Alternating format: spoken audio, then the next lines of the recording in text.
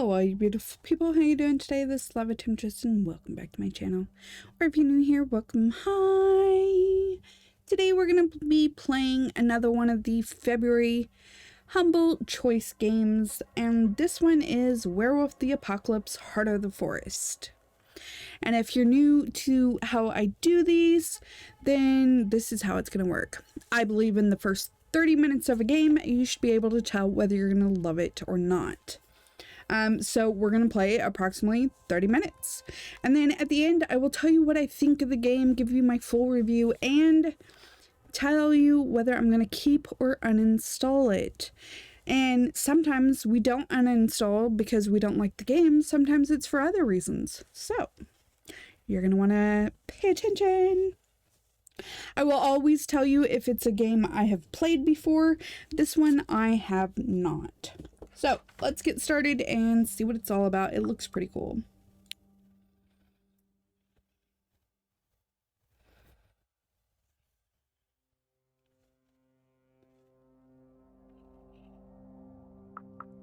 Start the chapter. Wasn't sure if I had to click on something. Tutorial. This is a game about rage and how it helps do things that need to be done, as well as the things that we later regret, sometimes both. How do you feel about that? I prefer to think before I act. Yes, otherwise I get myself in trouble. Haha. Your rage is low, so you're the observant and cunning type. That's okay. There's no right path here, just your decisions and their consequences. Okay, so let's just follow the path and see where it takes us, or consequences. I'm smarter than I think. Let's follow the path and see where it takes us. Alright.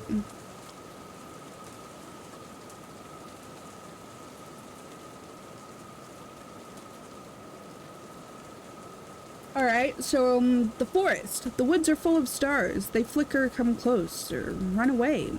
They want me to chase them, to play hide and seek. I hide. Okay, so analytical. The woods are full. They dance around the tree trunks, floating up to the gust of wind that shivers through their branches. Disappear among the leaves. I hide, but they bunch up and fly towards me like an arrow. Rushing down, they're soon upon me. But just before the spear of light pierces my breast, they disappear and the dark of the night returns. Lo, in the darkness, the spirits keeping the forest alive whisper about the enemy. I begin to move, unnoticed, one with the night. And then I wake up. Wakey, wakey! Cold and alone. Ooh, hello. Confused, I open my eyes. The forest around me is thick, dark, and reeks of decay, to such an extent that it's hard to breathe. The smell fascinates me. I recognize this forest, or why am I here? I recognize this forest. I know this place. I've been dreaming about this forest since I was a child. The tree trunks, wrapped tightly in dark-leaved ivy, are covered in ripples of lichen where the vines have taken hold. The thorny, leafless bushes at their base are overrun with nettles. The fungi radiate with a ghoulish, sickly green light. Dark, sponge-like mushrooms cling to the fallen trees. So I try to breathe, I'm cold, or something is rotten. Let's go with I'm cold. I know it's summer, but I feel cold. Where are my clothes? I look down and see my hands covered in a dark substance. I'm naked. A sticky, glistening film of liquid is clinging to my skin. I can feel it on my face, in my hair. Blood. I'm alert. Sounds like I'm alert. Nature is never quiet. The leaves rustle in the wind. Small creatures scuttle in the undergrowth. There is a whisper. I don't understand what it means, but the word resonates in my head. Garou. Who said that? There is a severed head right in front of me. Some choices are hard to make, and they strain your willpower. I wince and touch it, or I'm going to be sick. I wince and touch it. Overcoming my disgust, I gently touch its wet hair and watch as the head topples over. The face is contorted, the eyes bulging, the mouth open, as though the head were still struggling for air. I look at it and start to laugh, and then eyes open in the darkness. Damn, look at that. The enemy, or who is it? Let's go with who is it. I can see their silhouette, shades of jet black against the darkness.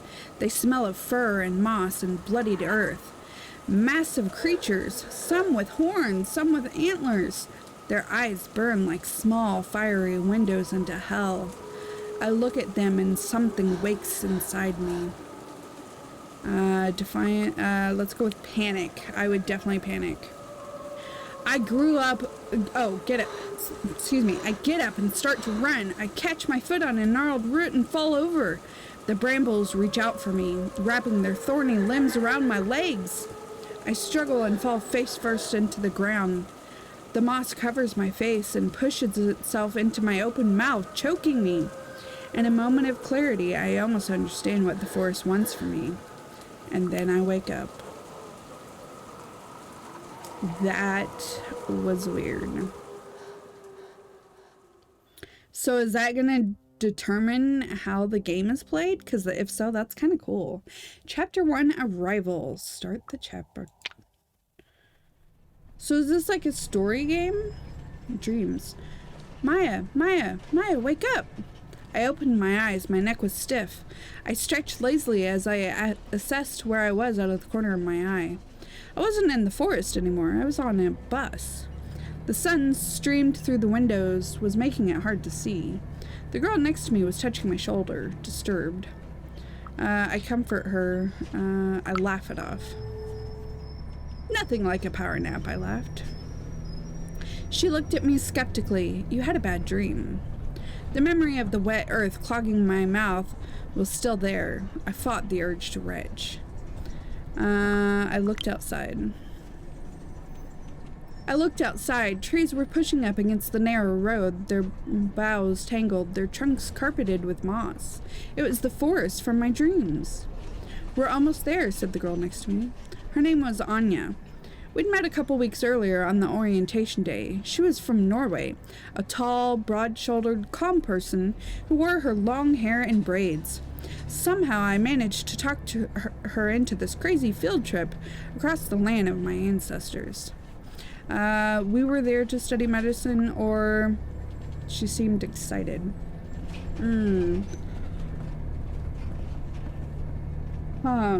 Let's go with she seemed excited. Anya is sympathetic. Anya reached into her backpack and took out 2 apples. I'm really happy we decided to come here, she said.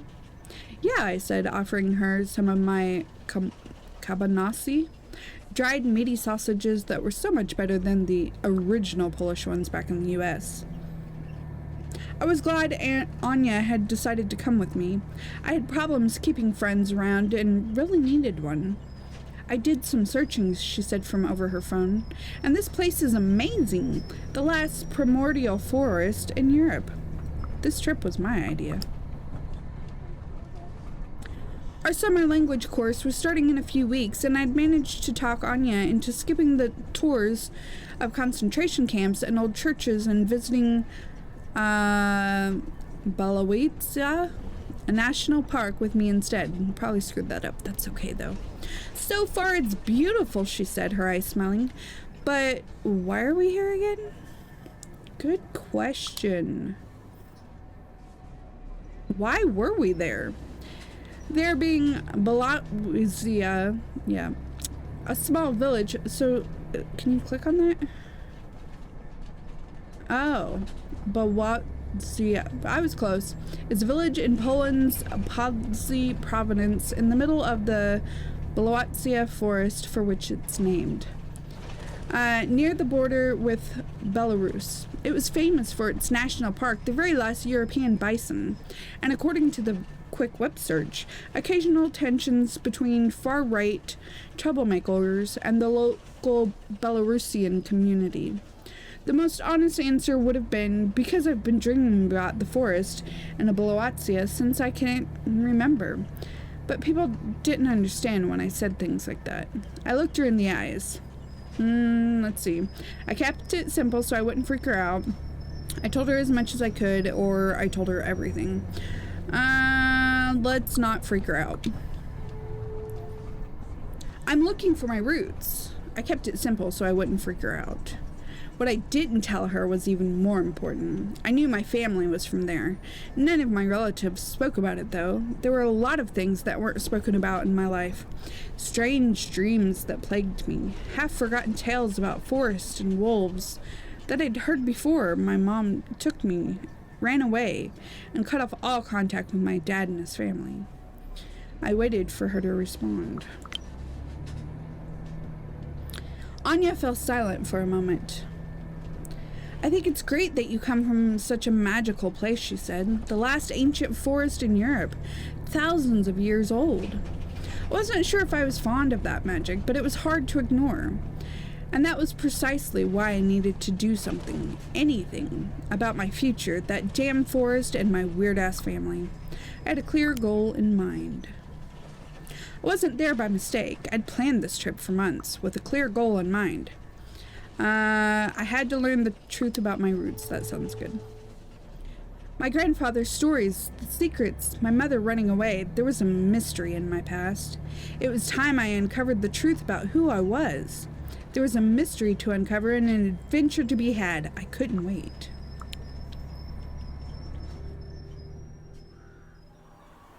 Welcome home. Boatzia looked like an overexposed photo of a village, with the contrast turned all the way up. It was hot, sleepy day on a hot, sleepy street, and everything. The old trees, the yellowed grass, the weathered wooden houses, the fences seemed almost normal. Everything except the shadows. They were sharp, as though they were freshly printed with the darkest of inks. And they moved. For a second, I could have sworn they moved, but then I realized it was just a black cat walking down the sidewalk. When it saw me, it stopped in its tracks. I watched it with suspicion. Hey, do you think there are rabid cats? 'Cause this one is acting weird. I mean, there are rabid squirrels. Why not cats? She shrugged, looking around. Didn't you say your friend would be waiting for us? But he wasn't there, and the cat was still staring at me. Let's go, Anya put on her backpack. I'm tired and I really need to find a toilet. For a moment I was tempted to just get out of the sun and worry about my missing friend later. So I decided I didn't need him, but the meeting was just too important, yeah. Let's just wait a little longer, I said. I don't have his number and we really need to meet up with him. His name was Bartek, and I met him online while searching Boatzia. The man knew everything there was to know about local history. I asked him to check if anyone in town remembers my grandparents. I hope he's found something. I really need to pee, Anya said like a 5-year-old, and not a very bright one. So, I tried another approach. Sounds like something I would do. You know what? I tried another approach. You go, and I'll wait here a couple more minutes and then catch up with you. See, that's a good solution to me. Have it your way. See you at the B&B. Anya grabbed her backpack. I really can't wait any longer. Have fun. She winked at me and walked away. So I waited. And the creepy cat waited with me. Bartek was 15 minutes late, flustered and apologetic. It was his dad's company, he explained. While catching his breath, he'd had to help him out with some paperwork. He seemed uncomfortable, yes. I thought you were on summer break, I said, noticing his discomfort. You said you study forestry. I do, but my dad has a lot of different businesses. One of them is loosely connected to wood. So he uses me whenever he can, he said as he rubbed his neck. Fathers, I shrugged. I could understand daddy issues. He was tall, broad-shouldered, and had freckles all over his face. Come on, I'll take you to your place. His accent was broad and very Eastern European. So I flooded him with questions. Anya would have liked him, or... I caught him looking at me, yeah. He kept glancing at me out of the corner of his eye. When I caught his gaze, I could swear he looked scared. We walked along the only street in the village, slowly making our way towards the outskirts. The trees were growing denser, their scent becoming richer and more pronounced. I took a deep breath. So this is Goal family. So did you manage to trace the name I gave you? I asked. Bartek shook his head. Nothing. Absolutely nothing. Sorry. He was avoiding my eyes. A trickle of sweat ran down his temple. He looked afraid. What's up, man? I smiled. Spill the beans. I'm a big girl. I can take it. But he just clammed up. You know what? I think you should drop it. I stopped. He was scared of something. That's definitely what I think. I turned to Bartek and touched his arm. What's eating at you, man? He shrugged and shook his head. I gave him time. So that upped our spiritual, Bartek friendly, and condition impaired willpower. Okay. I swallowed the urge to shake him out of it and just waited. It took him a while before he finally opened up. Okay, so the game tracks your decisions on how Maya approaches problems. They will accumulate and gradually reveal what kind of person she is deep in her heart. The story changes to reflect Maya's personality. Your willpower dropped to 0. What? When you lose all your health and willpower, you become impaired. What? Oh, so if it has the icon, it uses that. I didn't know that. Okay, you'll have to let me know in the comments if you understood that, because I didn't. This will make your physical task if you have 0, or social and mental task if you have 0, if you have 0 hearts or 0 willpower, harder and sometimes impossible. Okay, that's weird. Well, he brushed his forehead with the back of his hand. I did ask. I started with the old people here. I told them that my friend from the States was looking for her roots and wanted to know about the place her family came from. You know the drill. At first, people were very, very, very, receptive. I waited for the other shoe to drop. And then I mentioned your name. He shook his head.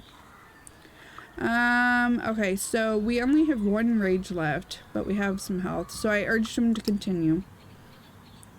That's weird that we use this first story, but whatever. Bartek, no dramatic pauses, please, I urged him. The tension is killing me. One of the old men here told me to go to hell. The other spat on the ground, and his wife crossed herself. For a moment, he looked younger and smaller.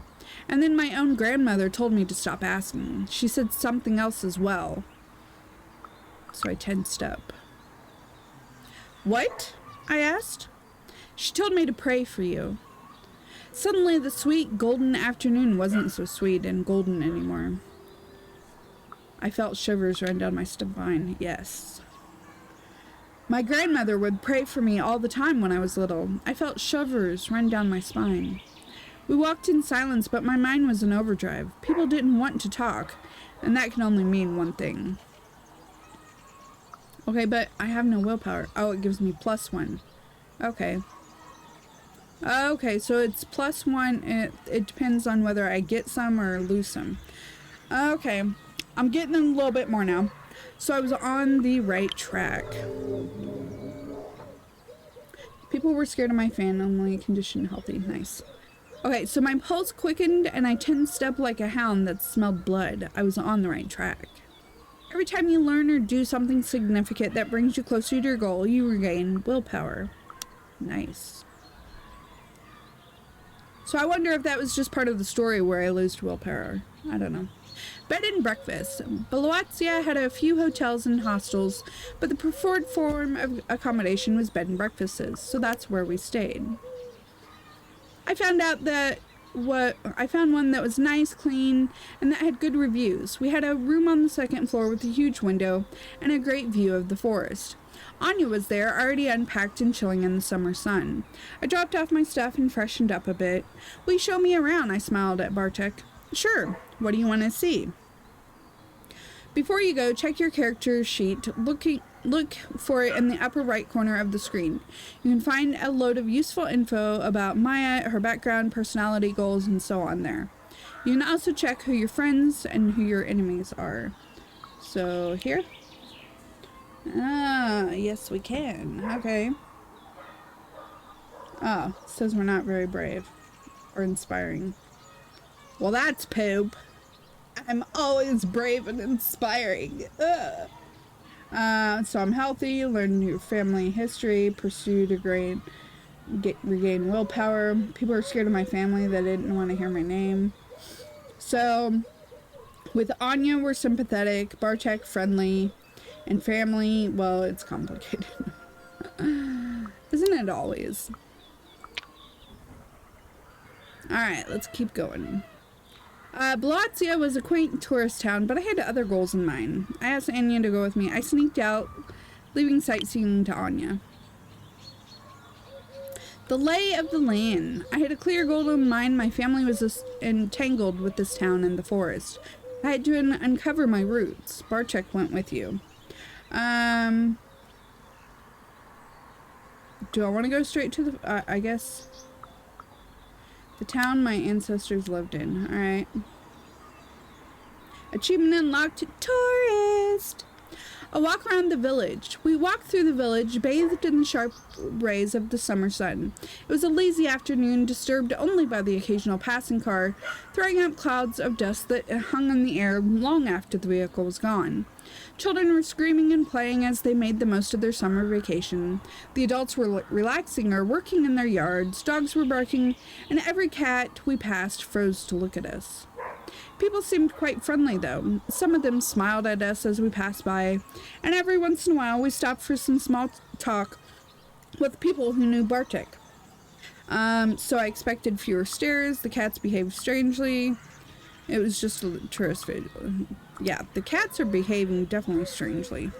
What's with the cats? I asked as we passed a tabby who stopped in the middle of the sidewalk to meow at us.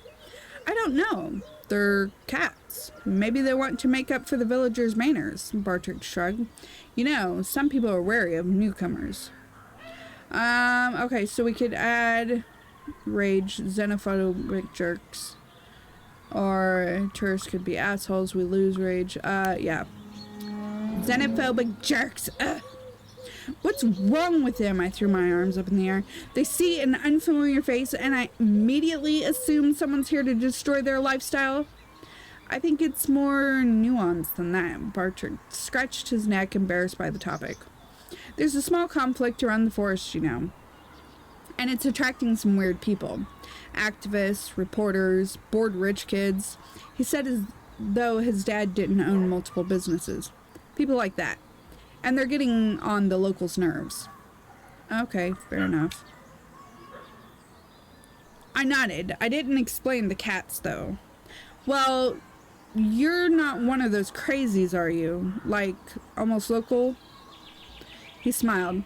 So, what would you like to see in the village of your ancestors? He spread his arms as if to show me all of the splendor the village had to offer. What do you suggest? So the village. Cats were watching my every move as we walked along the empty streets. Okay, so family graves, mysteries of the past, new friends, hidden intentions, lost hopes, strange dreams. Let's go to the old cemetery. Matters of the soul. So we have quite a few churches here, Bartek explained as we walked down the road. 2 Orthodox, 1 Catholic, and even 1 Baptist church, he said, as though it was something uncommon. So I asked about it. Was there a synagogue? Or it seems like a lot of churches, yeah. Couldn't they all just use 1 building, I asked? Oh, I never thought of that, he paused. I guess they could, but, you know, most of the churches have been here for some time, so we still use them. And we don't have a tradition of using the same building for different denominations, so it is what it is. He led me to the cemetery with a small wooden church in the center. Anyway, even though we have all these churches, there's only 1 cemetery. The church was Orthodox, but the graves were a mishmash of styles and faiths. Catholic, Orthodox, atheists, even resting together. Everyone resting together, excuse me. So Bartek looked like he didn't approve. The place reminded me of a forest. I'm going to say he looked like he didn't approve. Sounds about right. The church with Bartek looked like he didn't fully approve of such an arrangement. What kind of person are you? I asked, crossing my arms. Bartek blinked. Me? Catholic, of course. Of course. He looked at the cemetery, and for a moment he seemed lost in his thoughts. All of my family lies here, he said. I mean, the ones that are dead. Hey, what do you think? What do you think happens when you die? So, I didn't believe in all that religion crap, only memory remained, or I hoped for something fair. Only memory remained. I'd like to think that it's something fair. Oh, I think I clicked on the wrong one, darn it. I like the idea of judgment, you know. Maybe you look at your life and finally... I mean, I agree with what she's saying, though. Life and finally know what you're doing, the things you did, and what came of it all. It would make sense. Bartek nodded. Yeah, it would. I like to believe it does. He looked over the cemetery fence. Well, anyway, this is it. The spiritual heart of Beloetia. We can only see something else if you like. So that's where we stood. I wanted to go in, and he was clearly scared to let me into the cemetery. See, I thought that was before. I thought it was just saying that it was willpower. I didn't know it was minus. Alright, so hi, what was he playing at? What the fuck, dude? We're here to find my ancestors, I growled at him. Bartek shifted uncomfortably.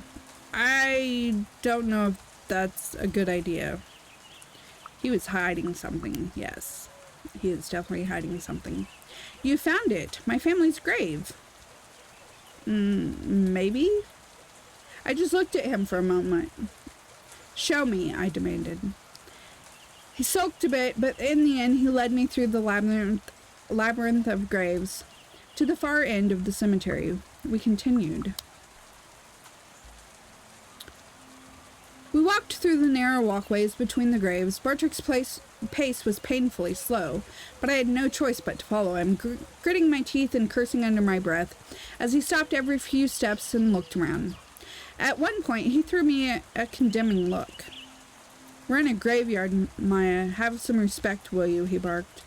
Before I had a chance to answer, we saw a woman, tall, broad-shouldered, and long-legged, with great dreadlocks pinned to the crown of her head. She must have been in her late 40s or early 50s.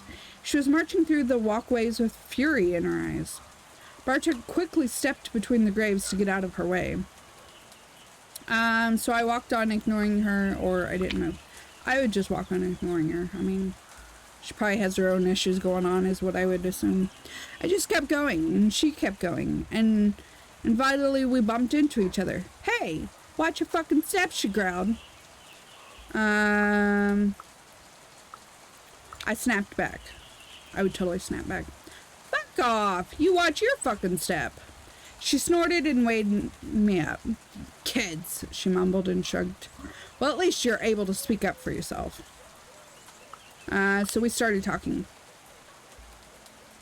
We chatted for a while, and I decided to ask her for directions.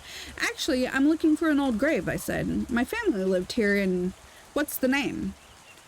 Boroditz, I answered with a perfect Polish accent. I do not have a good Polish accent, so no. Young Borodwitzana. Yeah. She used an antiquated feminine form of the name. She shook her head. I'm just coming back from there. Go to the end of here, turn left, and go to the far corner of the wall. She looked at me in a funny way. I'm just gonna thank her.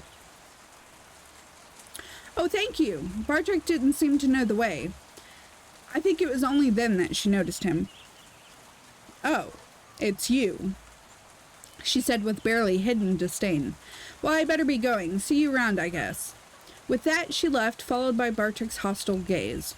She was disturbing. I asked Bartek. I shrugged and went, I asked about her, yeah. Olga, we are neutral. Oh, that's just... Who is that, I asked, watching the woman leave. Bartek winced. Oh, that's Olga. She's a local activist. She left Belawatsia when she was 18 or something and returned a few years back with the notion that she was going to change this place. We continued to the far corner of the cemetery. There, seemingly forgotten and covered in moss, was a lonely grave. It was damaged. The tombstone was broken deliberately. Someone had obviously smashed it with a hammer.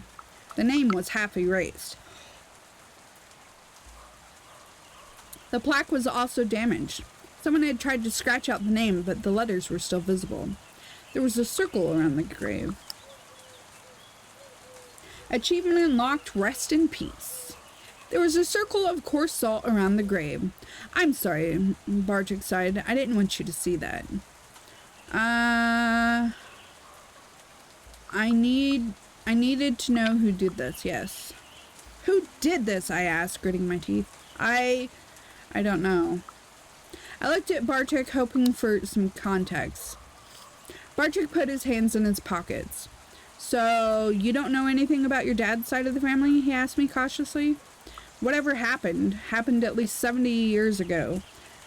And someone still remembers. That was absurd. So Bartik is now sympathetic. Remember what? I pushed him. These people have been dead for almost 100 years. What fucking harm could they do 6 feet underground? Hey, he yelled, regaining his balance. Are you insane? I haven't done anything, for fuck's sake. He straightened his t-shirt. Let's go. I shouldn't have brought you here in the first place. I want to look at the grave. I looked at the grave for the last time. My family's name looked strange, written on the unfamiliar Belarusian letters. As we were leaving, I was thinking I was on to something. Yay, we got more willpower back.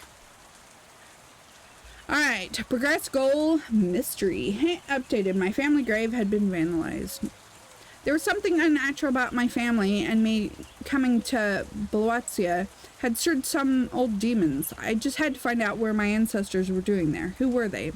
With that thought, I left the cemetery.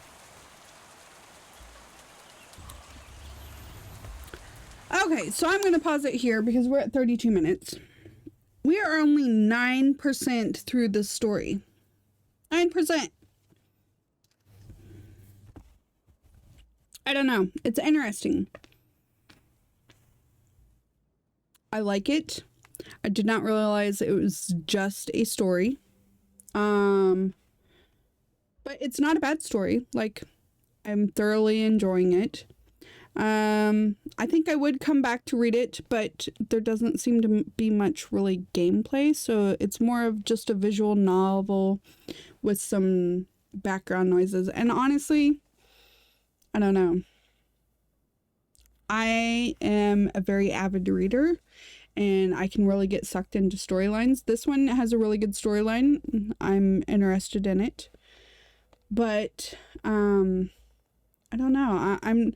I'm not one of those people that really enjoys like the sounds and stuff with it, because I'm the type of person, if you get sucked enough into a storyline, then I can picture all that myself. So, I don't know. I'm just not really much of a fan of visual novels. Or if it's going to be a visual novel, have more visuals to it. But the story is good. I like the story. It's just not what I was expecting. So, I mean, I kind of had expected more of a game. But it's not bad. I probably will come back at some point and finish it, just because sounds like a good story. I mean, you can kind of see where it's going by the name of it and everything. Obviously, she's a werewolf. That's why she's having those dreams. But that's my opinion. That's what I think it's going. Obviously, I haven't read any further. This is my first time seeing this, so I have no actual proof, but that's where I think it's going.